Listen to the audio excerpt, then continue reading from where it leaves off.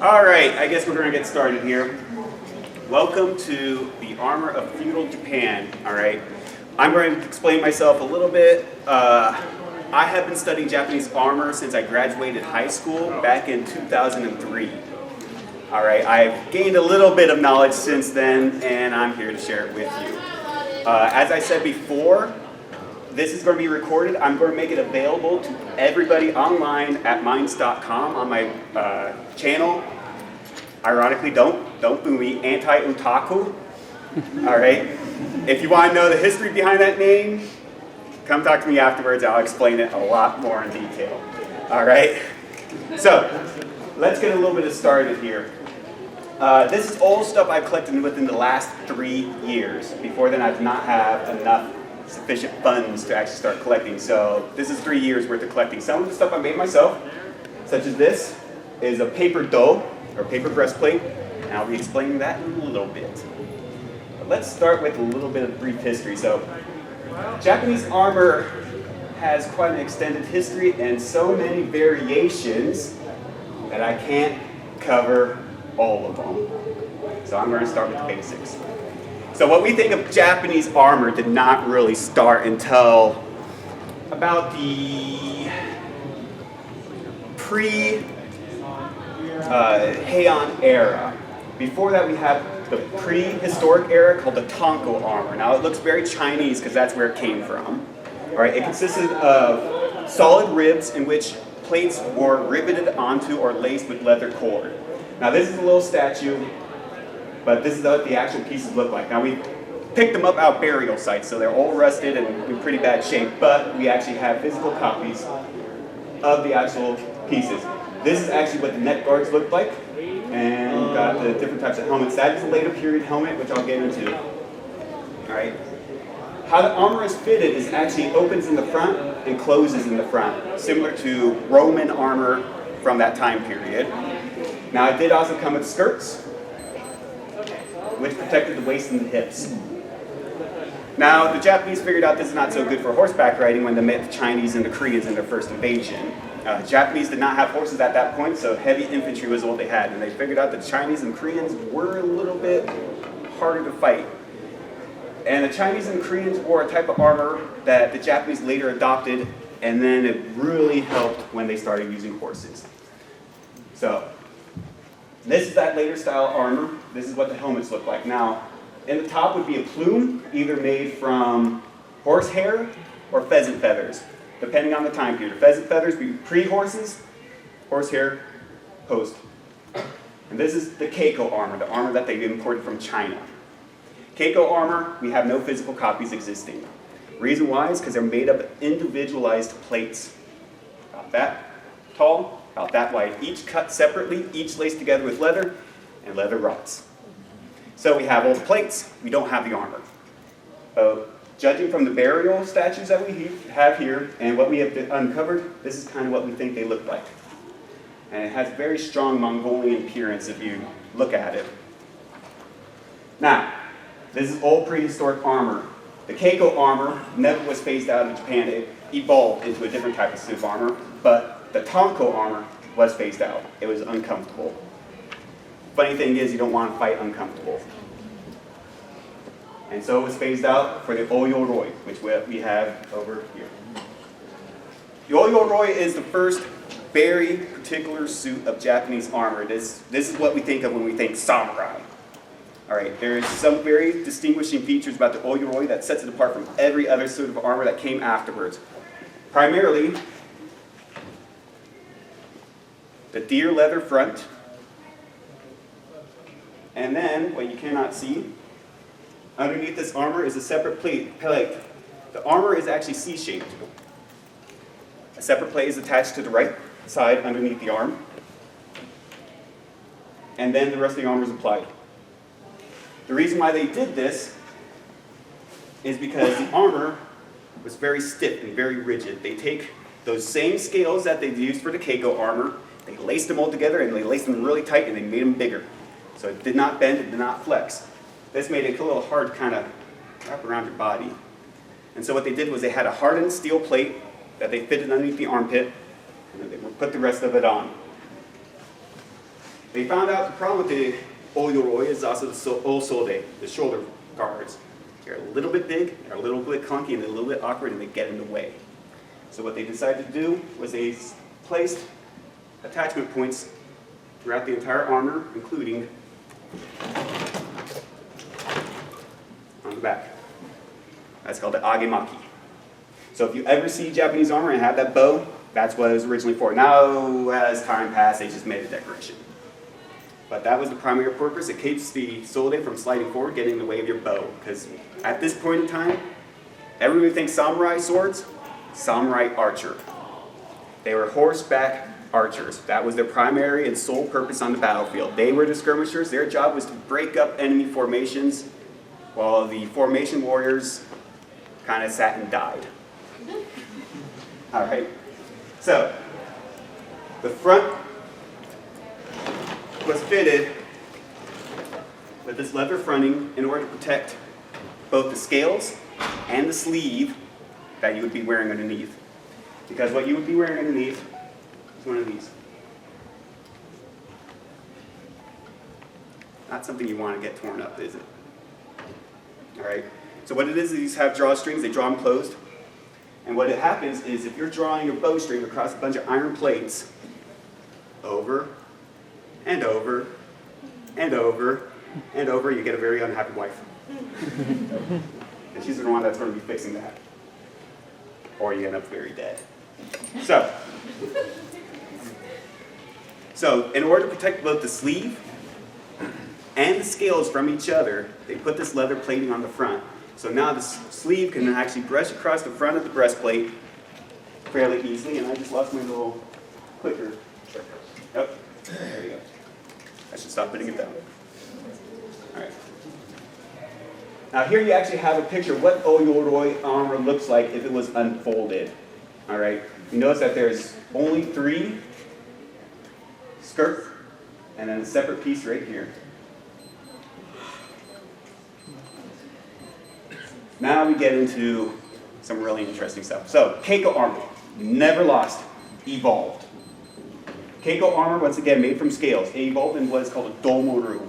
They loosened the cords, the leather cords that hold the scales together to allow it to bend and flex. All right? And then over time, it evolved into the domoru, which is actually what we have right here. Now, this is an actual antique. This dates back to the late Edo, early Meiji era. All right, it is made from leather scales. On the inside, you see the leather cord that holds each row of armor, and then they have silk cord that holds each vertical. So it's called domoru because it's a wrapping armor. Now what they figured out is if it's loosened, they can wrap it, and they have overlaying wraps underneath the right arm. Because, once again, you're still an archer, you're still a bowman, you want to present your more armored side to your opponent, and if you're holding a bow in your left hand, that's your more armored side. So the openings on most Japanese armor is going to be on the right side, with a few exceptions. So this is usually what a domoru looks like on the inside. They usually lacquered it. All right. Luckily, mine's a later period, so they didn't bother with that because it's all fancy and it's supposed to look nice on the outside, not necessarily on the inside. So that's why mine does not have that. Now, the domoru has a brother called a haramaki, built exactly the same except it closes in the back. Haramaki translates into body wrapping armor. And then here's how they evolved. Go from the domoru into the clamshell armor, or the standard dome. I just labeled it hinged. What that usually means is, what you would call it is how many plates. If you have just a front and back plate like this one, it's called a ni, mai, do. 2 flat objects, and do is for breastplate. The haramaki evolved into the harate, which literally translates to, ladies and lovers, one apron. This is called an apron dough. It only covers the front. This is the haramaki. And then, somehow, the domoru and the haramaki had a freak child called the awase. The awase Japanese term for awase is two opposing objects are made to fit together, essentially like a bowl and a lid. So awase is a front and back plate armor that are designed to size and fit together. So that's the brief rundown history of Japanese armor. All right, any questions about that? Because I'm here to answer a lot of stuff. Yes? I have a question about as far as samurai archers go. So usually when you're arching, you have like the arm guard. Do they have a different type of arm guard for the archers? Because you said that the string would go against the metal or the leather. Now, do they have a specific thing for the arm guard that's separate from the armor? Because none of the armors really showed what their forearm protection would be, just the body armor. Ever since the Oyuroi showed up, they started wearing what is called a kote. Now, you see most modern art, they have pretty much elbow on down. 99% of Japanese armor had the full-length arm for that particular reason, the bow. Now, the original kote was only cloth. All right, but they figured out that they needed to armor that side just in case they get into armed combat with the sword.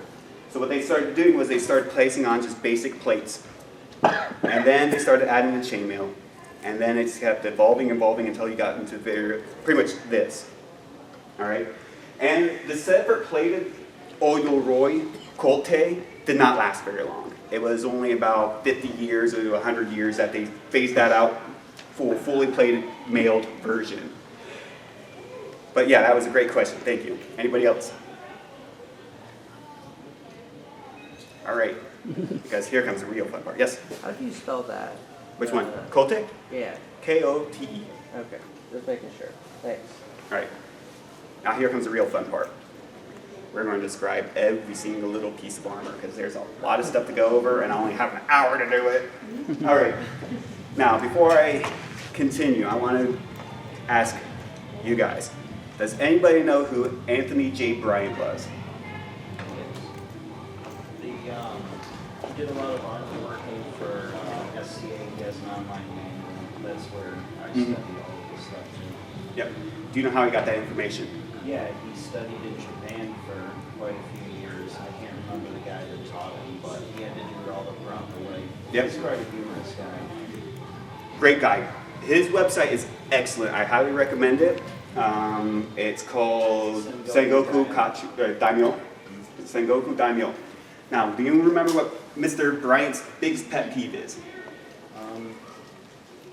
Either plastic barrels or those one soda from Edo period that he called an abomination. And I have one of those. Okay. Now, do you know why he called it an abomination?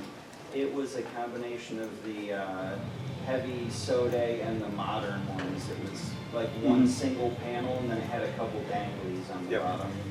Another one of his big pet peeves is wooden armor. Remember hearing that? Yeah. Now remember, Anthony Bryant studied abroad and he hated the idea of wooden armor. He's very well educated, very intelligent man, and I respect him. However, no matter how much of an expert you are, you sometimes get things wrong. This is made from wood. It is that abomination. It is not made for combat. That's the reason why he said no wood armor.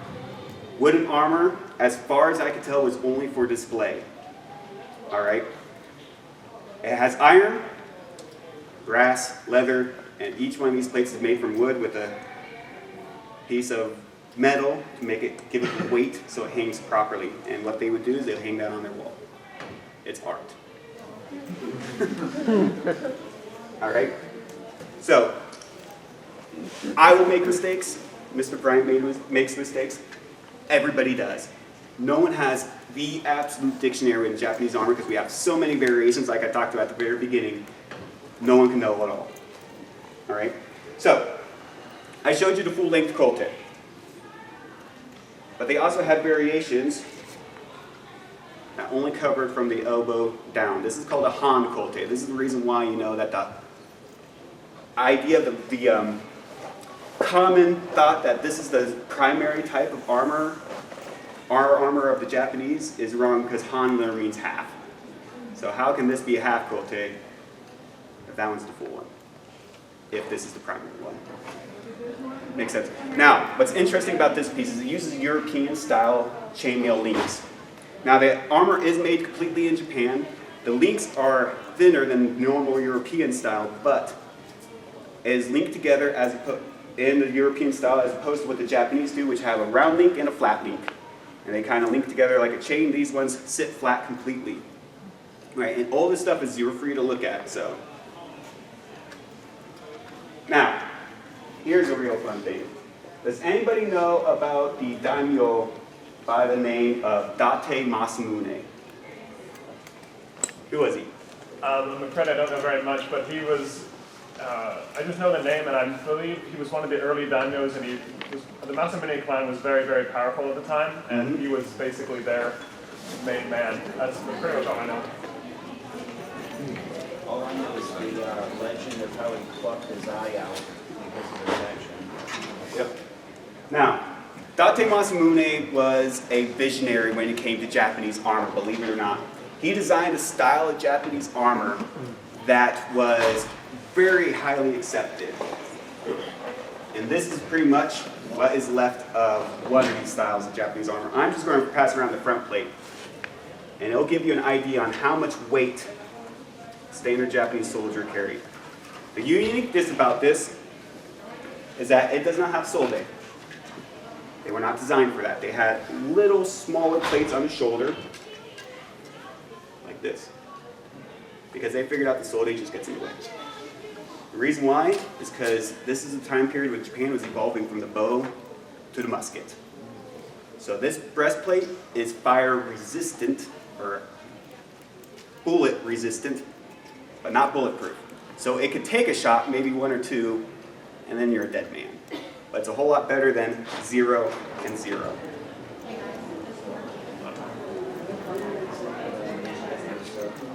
That's not Nanban, that's Western. Nanban is Western. This is actually very much Japanese. Yes?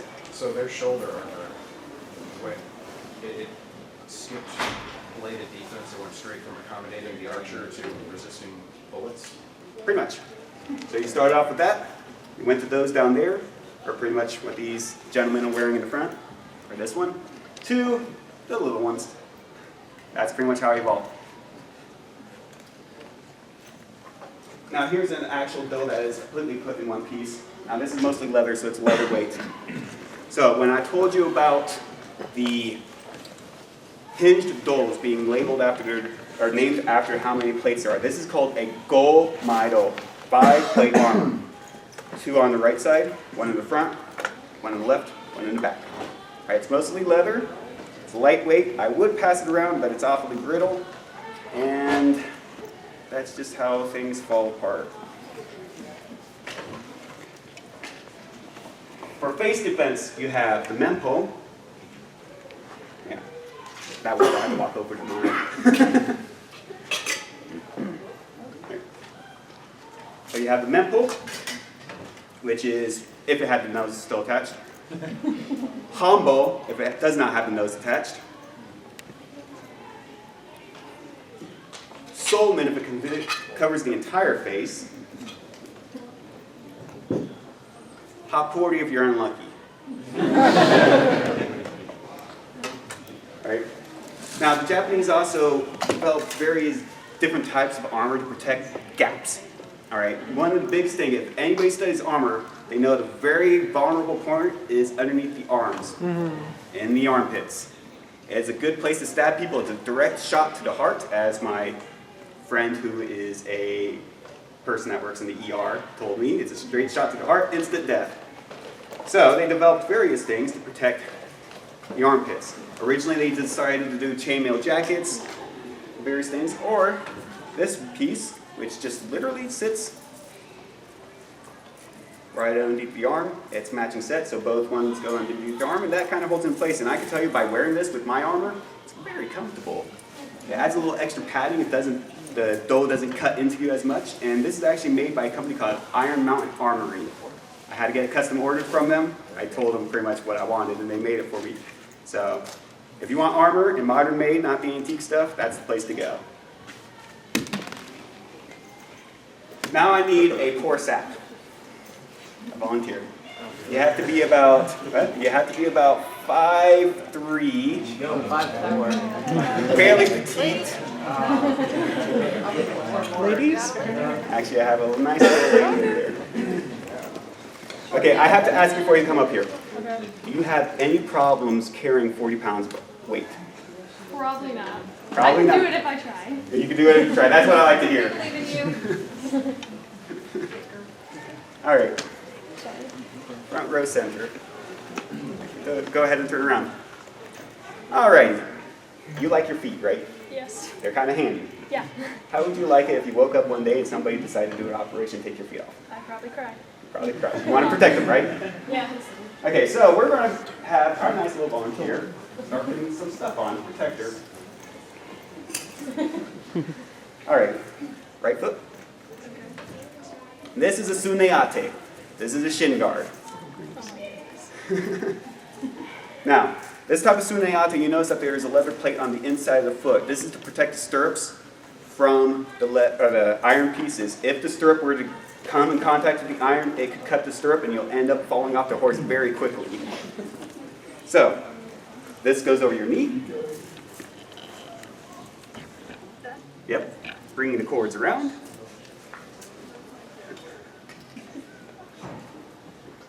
You'll just tie it. Yep, just tie it. Now, I might slip down because I'm not tying it on for you and I respect your personal space. Thank you.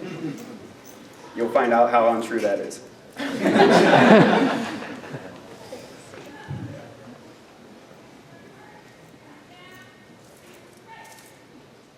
And once you get that on,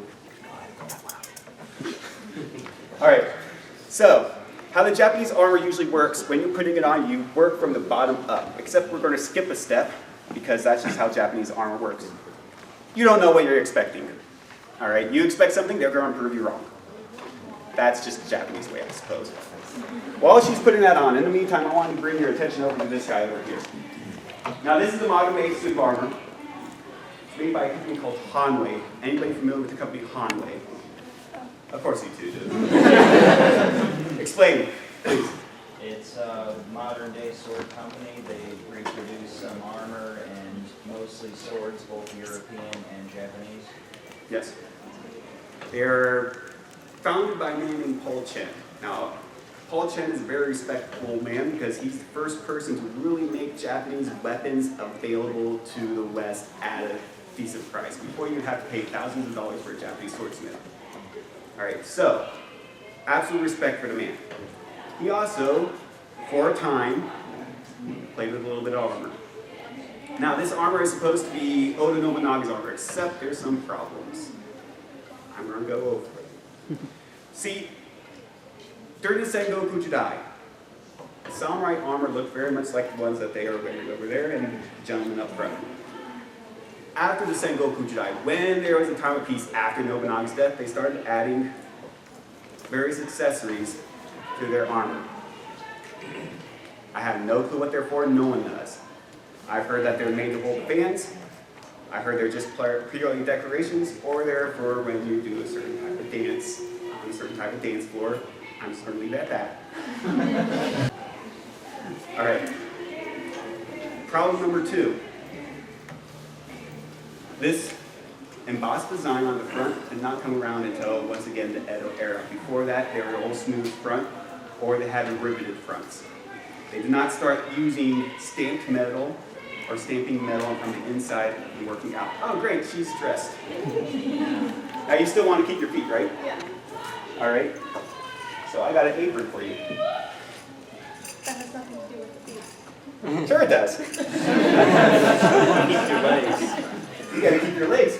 And what are your legs attached to? The foot ones attached to what button? There you go.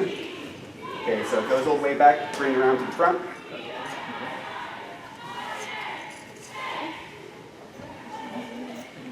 Just tie it in a bow.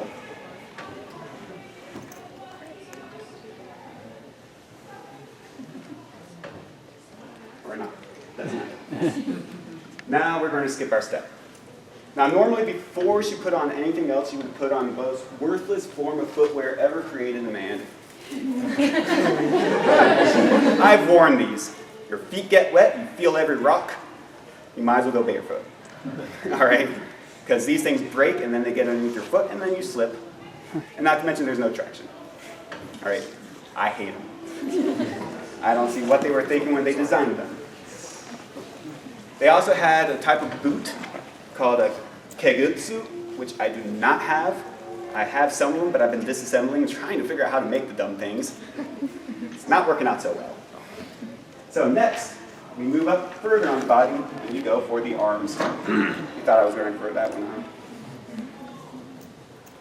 All right. This is gonna be fun. Oh yeah. Left arm always first. Why? Well, if you're using, if you're in a hurry, your left arm is going to be the one that the bowstring's going to go against. So if you have to rush out to battle, you can make do without a right one. But if you go without a left one, your arm's going to be shot after like 20 minutes. And no one likes that. See? You guys are learning. Thumb. Middle finger. Then we take this little guy.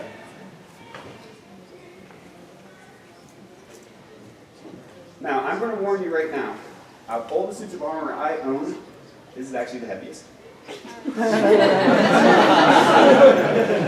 me warn you now. This one is actually made in Japan. It has a very sad story behind it.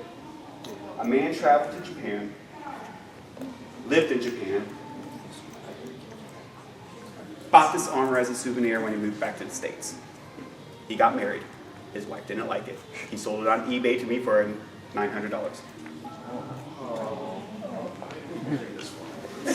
My point exactly. If that happened to me, I would say, hey, there's the door, lady.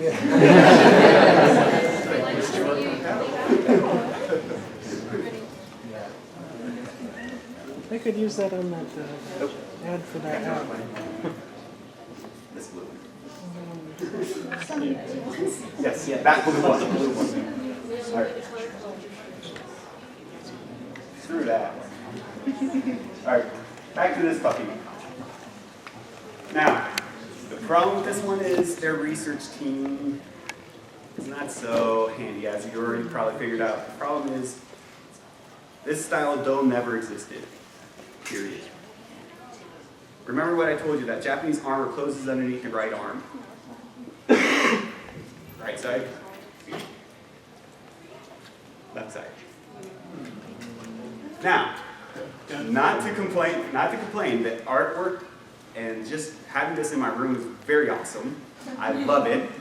And it's also highly collectible. Don't touch it. And also shows some really good examples of just some of the handwork that they put into Japanese armor. What you cannot see very easily are these little hexagonal plates. Underneath this cloth, there are tiny little pieces of metal, hexagonal pieces of metal that are sewn in there to protect the shoulder from anybody that decides to amputate your arm on a fly. Speaking of amputation,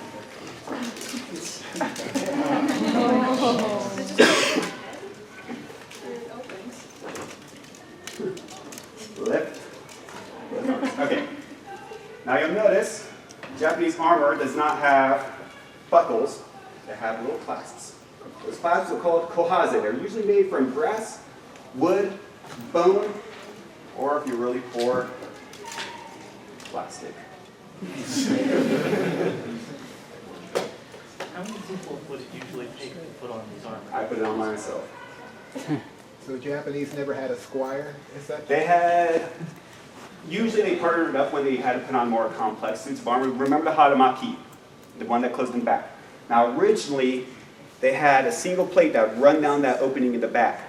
Problem is you can't exactly reach back there and clasp that on, so they would have a friend do that for them.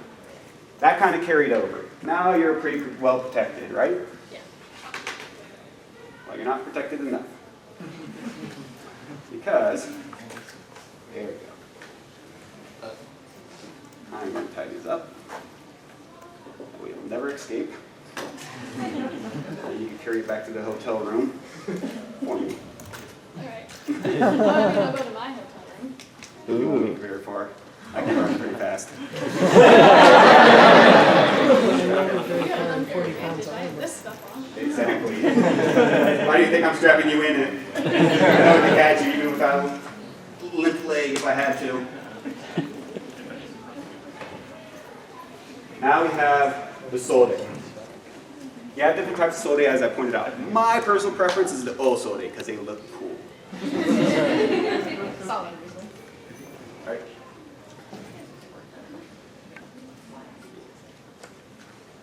Just those little loops. But if you're both of them, stop. See the little purple ones? See, I do have it color coordinated. I didn't make this. Now you'll notice that this suit of armor is a little bit different as far as the cords on the sode. I have them tied off to the side because it does not have the proper mounting points. This is decorative at this point. Yeah, it's okay. I just bust her in the face. It's gonna be over here. Away from the precious. Got it? All right. Well, I'm going to turn it around real quick. And you'll notice I have a nice little fancy knot in the back. This is actually one of the simplest knots ever to make. Make a loop with one side, make a loop with the other side, you put them together. It's a little more complicated, trust me. Now, normally what you would be wearing underneath this is a little pillow pad. Now, she's not going to be wearing that very long, so I didn't feel a need to stick it on there. I'm sorry. All right. Now, at this point, you might have what is called an adowa, a throat guard. All right. Now, you notice that with the Mempos, it has a neck guard. Why the separate piece? Because this came out first. It actually would be worn with an Ohayocon style armor. It was designed to cover from the base of the neck to the top of the do. And then later, when the Mempo started coming out, it covered from the base of the chin to the top of the neck, or base of the neck. Therefore, you have a full coverage here. As Japanese usually do, they want to simplify, make things a little bit more comfortable, and be able to breathe because you don't want to cut off oxygen. Yeah, that's sort of important. Now we're going to put on the Mempo. Now you look scared. Right. It's going to sag. And the reason why is because that cord on the Mempo's sole purpose is to hold it in place until you get this puppy on. And here's the funny thing. This suit of armor is made for a Japanese person. This is the biggest kabuto I've ever seen. I'm not kidding. Bigger than the one I wear, bigger than that one, and that's made for someone my size. I have no clue what they were thinking. Trying to compensate for something? Probably. No, it's because we have bigger heads than those. Now, the way I'm putting this kabuto on is from a Japanese armor manual that I own. It was originally written back in the 1600s and has been republished in Japanese. And no, I don't read Japanese, but I can see pictures very well. Don't worry, you're going to be able to see in just a little bit. There you go. I'll turn.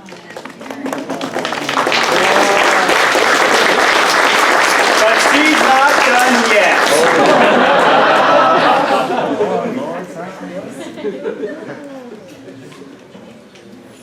See, here's a problem you're having. What if some jerk came along and cut this cord here? Cut this little cord here. Cut this little cord here. Where would you be wearing your armor? Around your ankles. So, in order to help keep the armor on, they have an obi. How does this work? It's actually what it's going to do is it's going to take up a lot of slack in the breastplate and make it so that more of the weight of the breastplate is actually put onto the chest, making it so that the armor does not slip down as easily. They didn't have this advantage with the Ohayocon. They're very roomy back in the day. So if you cut those cords, your armor fell off. That's the reason why they started putting these on. Now I've heard so many names for these pieces, but they all end in eta, so I'm just going to call them eta. Here's the purpose behind it. You have a flexible one, because that's your right arm. That's the one that you're going to be moving a lot to pull back that bowstring. You have a solid one that protects your heart. A little extra bonus there. This is a solid piece of metal. This is a series of plates. Very simple. Bonus, it protects those cords. They were thinking ahead on that one. Lift your arms. Another bonus is, now she's not going to get a full length OB, because a full length OB, wow. I'm going to have to turn that around. A full length OB can range anywhere between 7 to 30 feet long for a suit arms. I wear the 30-foot ones. The reason why is my doe, now she's wearing a full length doe that comes down just below the belly button. My doe stops just above the belly button. It leaves that area open to allow more flexibility in the front and back. By having a 30-foot piece of cloth wrapped around your body multiple times, that actually adds a little bit of protection. That means they had to cut through 30 feet worth of cloth before they get to my gut. Great advantage, a little warm. And then finally, because she's not going to combat, she's just going to be parading around like a samurai.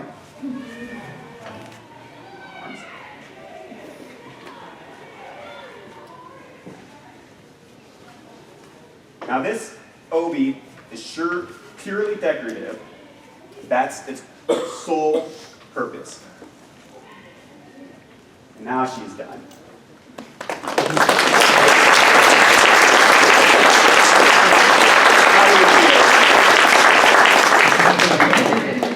Yes? Much honor on your family. It seems like the shoulder plates are slipping into the back. How do you, this area still seems very open. See this cord right up here? You would actually take that and you would tie it here. Okay, there you go. Right through the front. Like I said, this is at the point where armor is more decorative than functional. All right. Now this one will protect you a little bit, but only so much. They didn't. Have archaeologists found armor that was made for women? They wore the same thing as men. There's certain things about female anatomy that I don't want to get into here. Well, yeah, because they need room up in the chest. Think about a Japanese woman. Oh, yeah. They didn't do extensive road marching in that, did they? Want to hear? Okay, so you'll hear stories that the samurai would head out into battle riding on their horses, fully armored, and they'll ride all the way to the battlefield in their armor, under the hot sun, and it was ridiculous. They never did that. They would carry their armor boxes on poles, and you saw us bring those in. They would carry them all on nice little poles, and the first thing they were going to do, as soon as they ride outside of town, beyond people's sight, they're going to take it all off, throw it in a box. They only wear the basic minimum. And I'm going to show you that right now as we take this off this poor sap.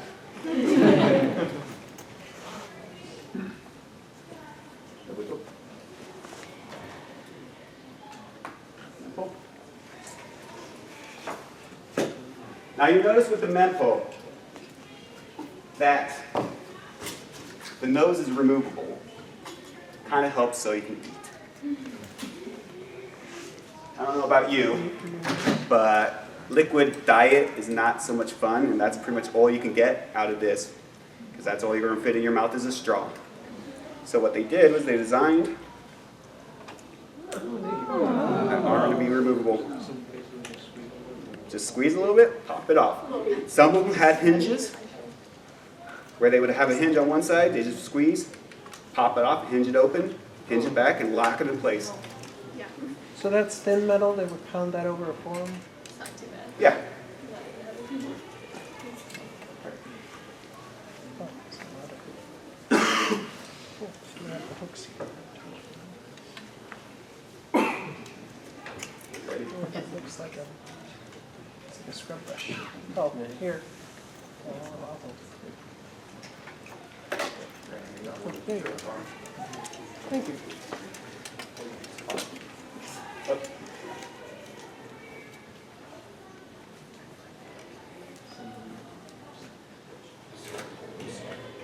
start pulling a cord. So that's a great way to get things off. And then you have a knot and it'll stuck there forever. At least it'll look cool. That's exactly what I was talking about. Free stuff. She looks withered already. All right. Now she's ready to march.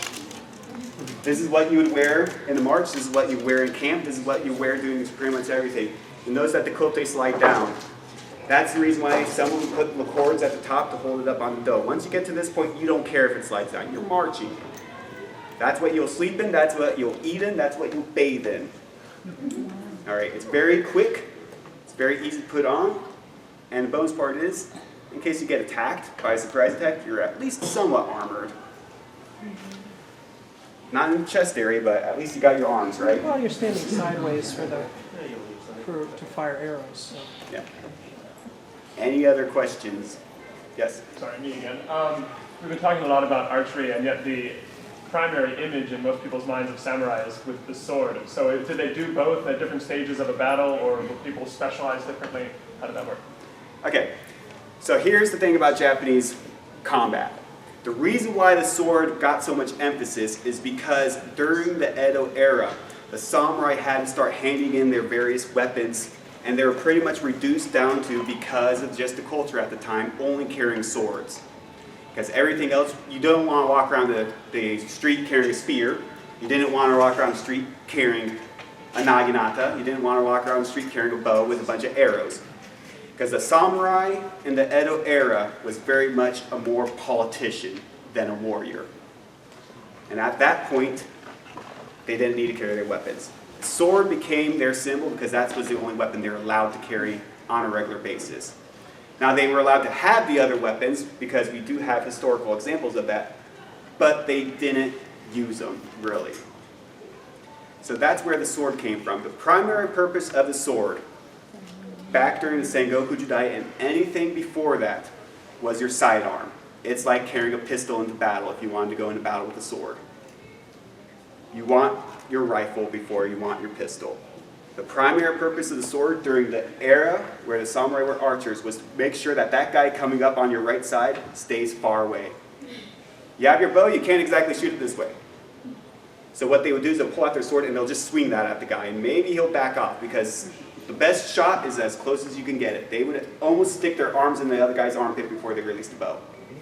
So if you swung that sword and you got him, you might realize that's not such a bright idea. So it was the Ashigaru's job to be in close combat and all that? Yeah, the Ashigaru were the formation of foot soldiers. You had samurai above them that were foot samurai, but the main samurai were on their horses. Now, as time periods changed, the samurai evolved back down to foot soldiers again, and it's a really funny loop. They start out foot soldiers, become horsemen, then become foot soldiers again. Any questions? Yes? Any more armor for the top of the feet? They did have certain types of armor for the top of the feet, but as far as I can tell, they were never implemented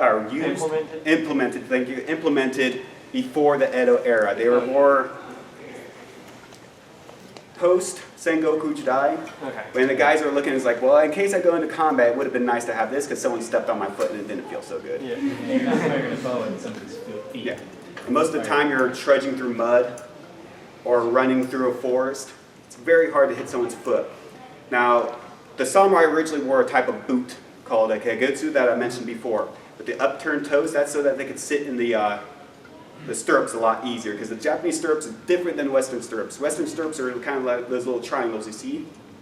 Japanese stirrups look like a hook, and they cup the foot completely. And so it gives them a platform that they can stand, they can balance their weight, and get easy shots. Let's get you out of the rest of this, now that you've sweated enough. Now let me ask you something. Have you ever lost 40 pounds in a day? Now you know what it feels like.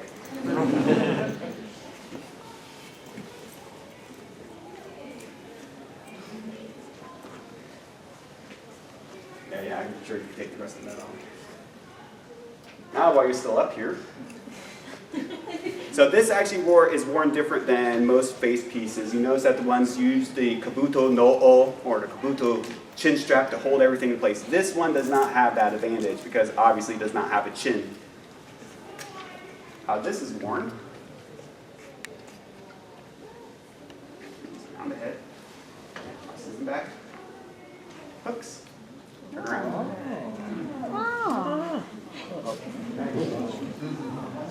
Right, tight.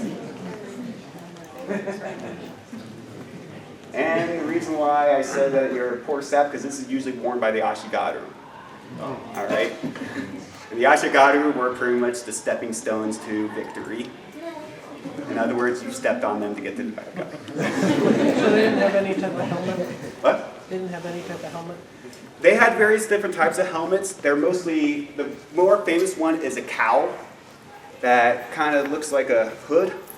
And that was pretty much made similar to this, except worn over the head.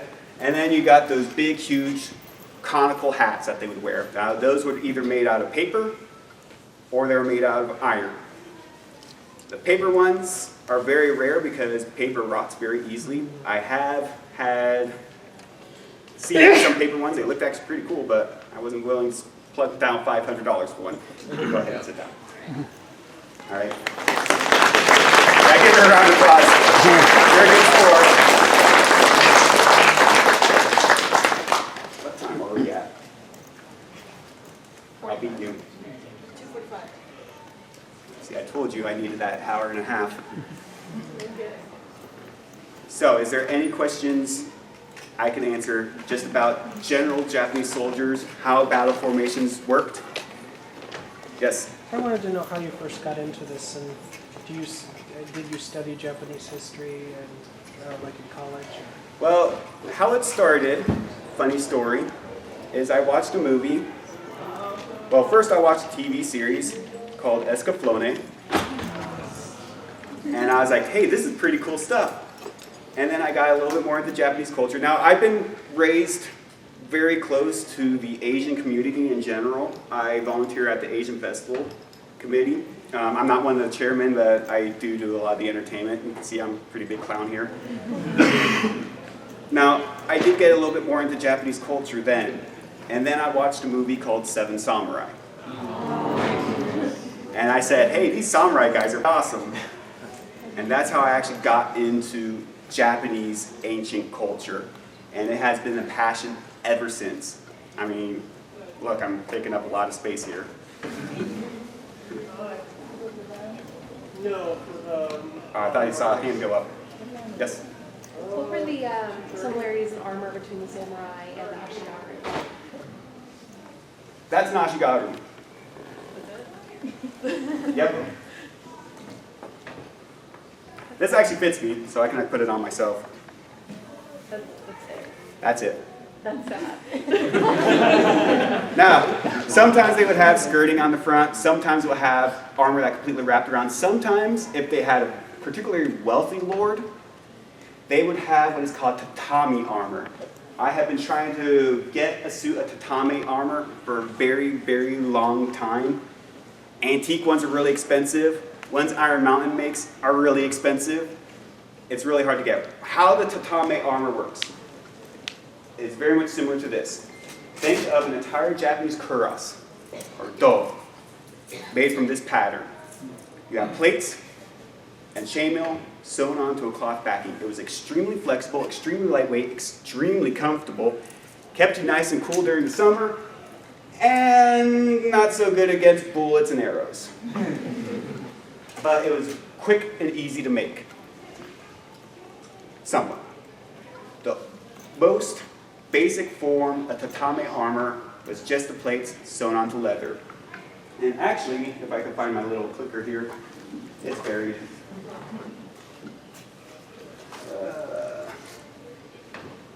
You actually have some really unique different types. Thank you.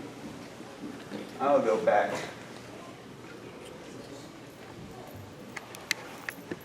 I actually have some images at the very beginning that I glossed over real quick. I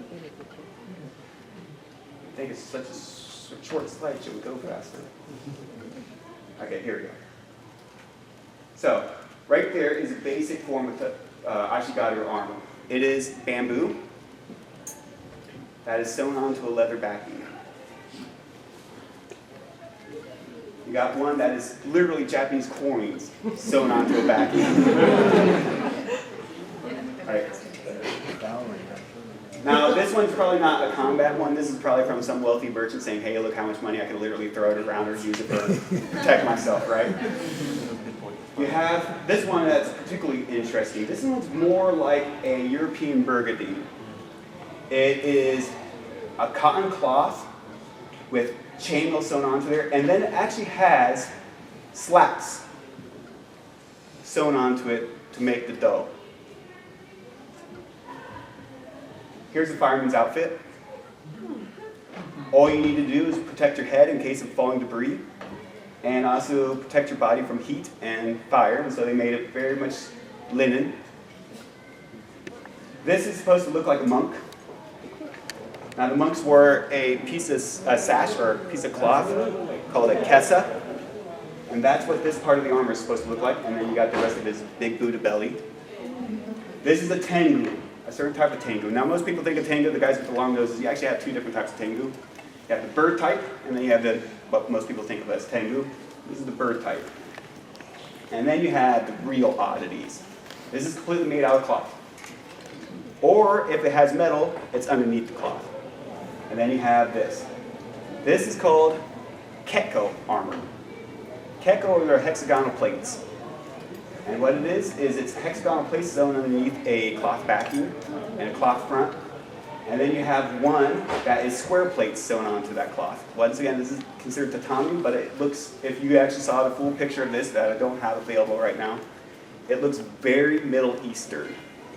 Yeah, and this is supposed to be for like the Ashigaru who has wealthy lords, is that what you said? Yeah, generally. Remember, as a lord, it's your job to provide for the Ashigaru. The Ashigaru are your hired men. All right? Your samurai were your commanders and your officers. The Ashigaru were the main part of your army, which means you had to supply them with a lot of stuff. So the poor lords said, we got a lot of paper. Let's make some protection out of paper. They won't know the difference. They're dead men anyway. And then below the Ashigaru, we have the conscripts, which is just a farm guy that the samurai walked up with, hey, you're in the army, get over here. Yes? This is one of the far left. The far left, this one? Yeah. That one is once again kind of that burgundy I showed before, except instead of having the metal plates on there, it is all mail. Except for the top of the hands, the teko. Yes? You were mentioning how are there any differences in for other weapons like spears and They wore the exact same thing. The only difference is, from what I can tell, that samurai that used a musket during the Edo era wore a bib to cover their front because you didn't want those cinders flying down your shirt. That kind of hurts.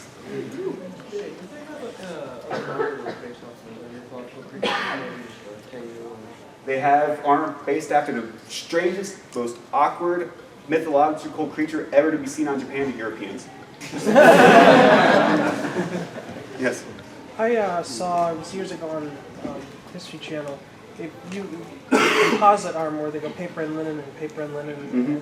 If you do the whole bunch of layers, you can actually stop an arrow. They'll still get cut, but Yeah. it's not going to go all the way into your organs. Yeah. And the main part of that is because of the linen. Mm-hmm. And the glue. Mm-hmm. Blue heart. The glue hardens, and it actually makes it pretty hard. And I'm actually going to pass this around. You can actually feel how solid this piece is.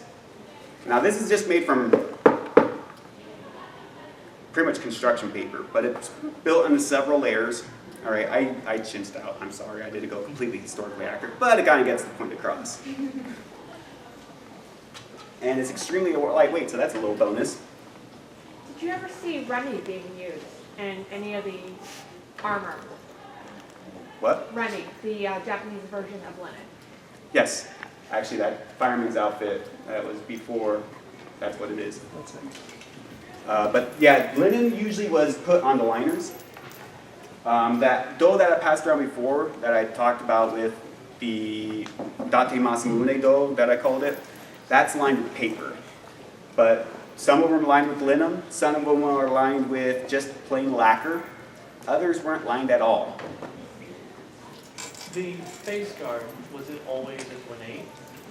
Or, and why? Why was it so ornate?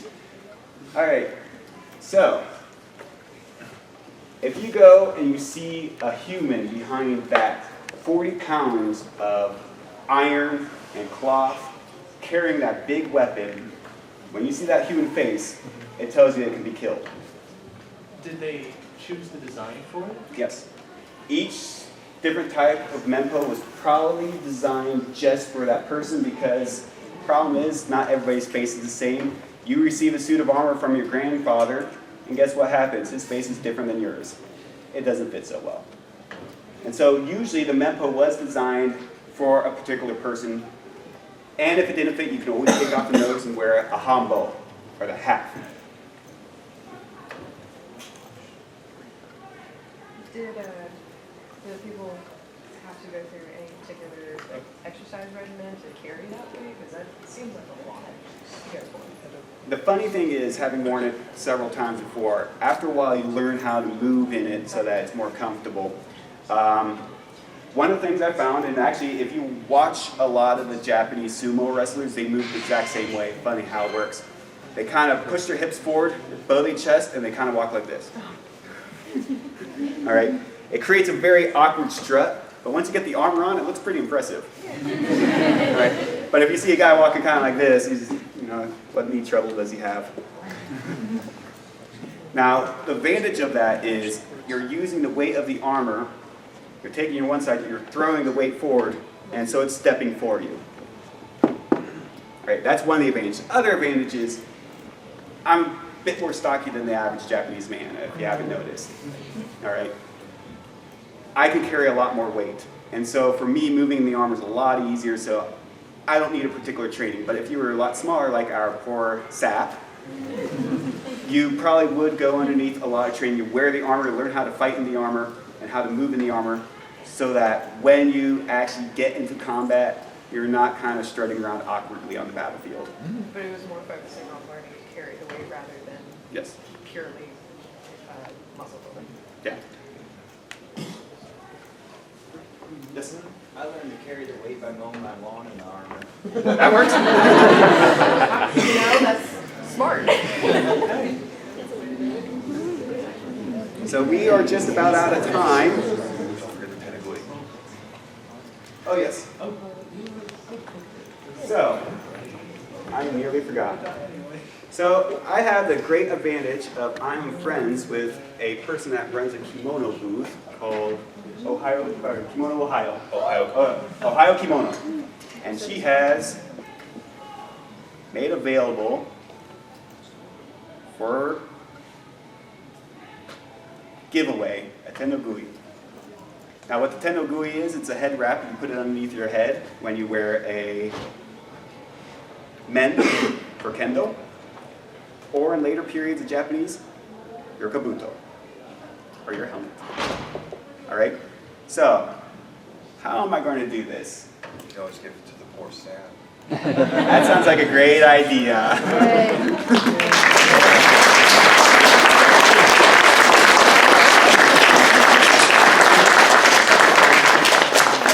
Now she has a wonderful store. I have volunteered to booth babe for her a couple times.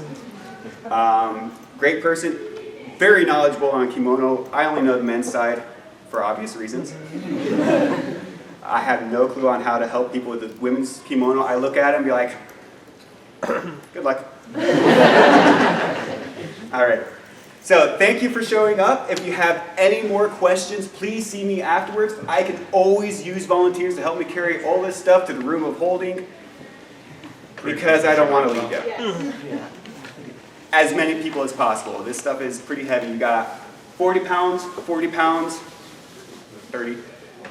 How much time do you have to leave it there so we could take pictures? If you want to take pictures, do it now. Okay. Come on up, guys.